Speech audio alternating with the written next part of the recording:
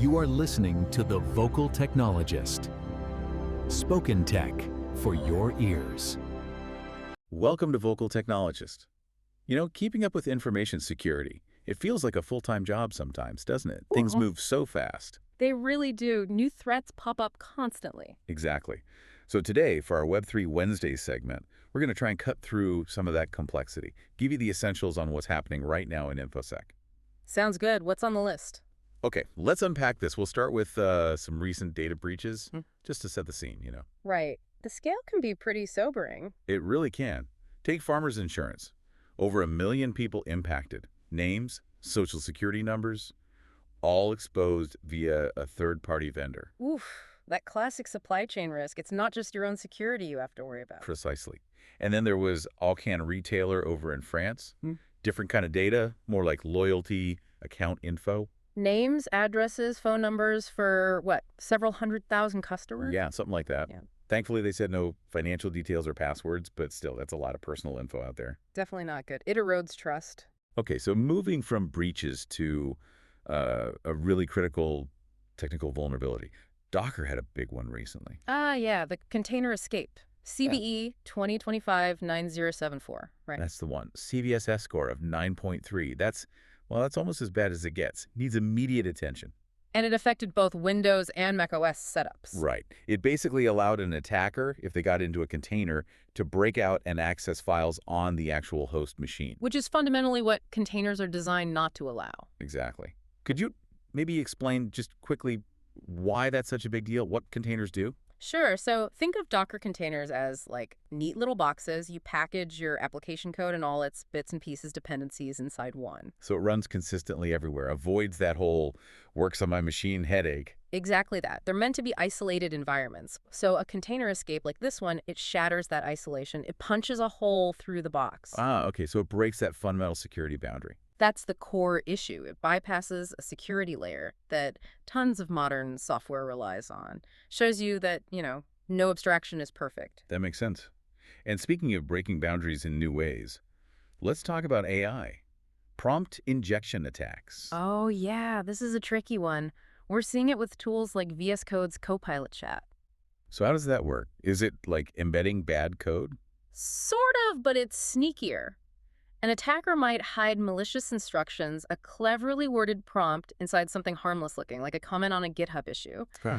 And when the AI, like Copilot, reads that comment to summarize it or whatever, it gets tricked into executing those hidden instructions. And that could mean What? leaking data, running code. Both are possible, yeah. It could leak sensitive info from the user's environment or even try to run commands. It's pretty alarming stuff. Wow. Okay, so what's being done? GitHub must be responding. They are. They've added things like better confirmation steps before the AI takes an action, more restrictions on what tools it can run, and using sandboxed environments. Trying to contain the blast radius if something goes wrong. Pretty much.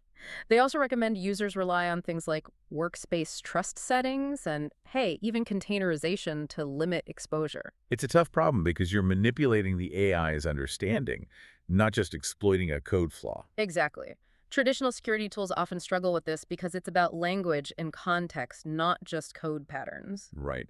Okay, so let's shift gears from the threats to the strategies. How do we defend? I've been hearing a lot about protecting your crown jewels. That's a really useful concept. It's about identifying what's truly most critical to your organization. So not just all data, but the specific things like maybe key intellectual property. Yeah. Or your software development pipelines, the CI/CD stuff. Or even key personnel, yeah. It's whatever would be most damaging if compromised. And then you design your defenses in layers, focusing the strongest protections around that core. So it's less about just reacting to every little thing and more about understanding what attackers really want. Precisely. You shift from just reacting to tactics to understanding intent. Build proactive defenses, layered outwards from those crown jewels. Makes it way harder for attackers to get to the really valuable stuff.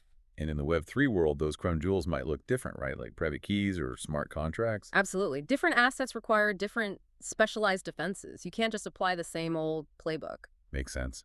And practically speaking, strong authentication is, well, fundamental. Non-negotiable, really. We're seeing things like organization-wide YubiKey rollouts, using FIDO2 with systems like Microsoft Entra ID. Yeah, that's a big step up.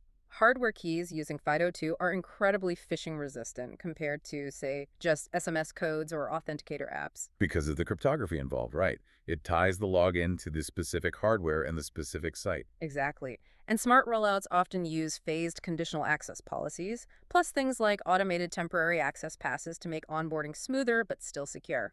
Okay, but looping back to AI for a second. Phishing is evolving too, isn't it? Embedding prompt injection into emails now. Unfortunately, yes, it's this nasty dual-track approach. How so? Well, the email might contain hidden prompts designed to fool automated security scanners, like email filters, into thinking it's safe. Okay, so it tries to bypass the machine defenses.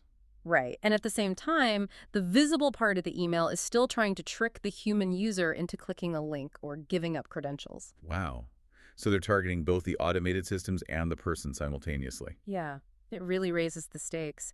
What happens when attackers get good at bypassing both human checks and machine detection at the same time? That's a worrying thought. It forces a rethink of trust, doesn't it? It absolutely does. You can't just trust the human or just trust the machine anymore. You need defenses that integrate both, anticipating these multi-pronged attacks. So wrapping this up, what's the big picture here for you listening? Well, the landscape is clearly dynamic. Huge breaches are still happening. Fundamental tech flaws like the Docker escape pop up. And AI is adding a whole new layer of sophistication to attacks. It just reinforces that need for constant vigilance, for adapting our security thinking and practices. Definitely. And maybe a final thought to leave you with. As tech evolves, especially in Web3, what are the new crown jewels emerging? Think about decentralized identity, smart contract platforms, tokenized assets. And how quickly will attackers pivot their strategies to target those? Exactly. Something for all of us to consider as we think about our own digital defenses, personal or professional. Thanks for tuning in to Vocal Technologists for this look at information security. Spoken Tech for your ears.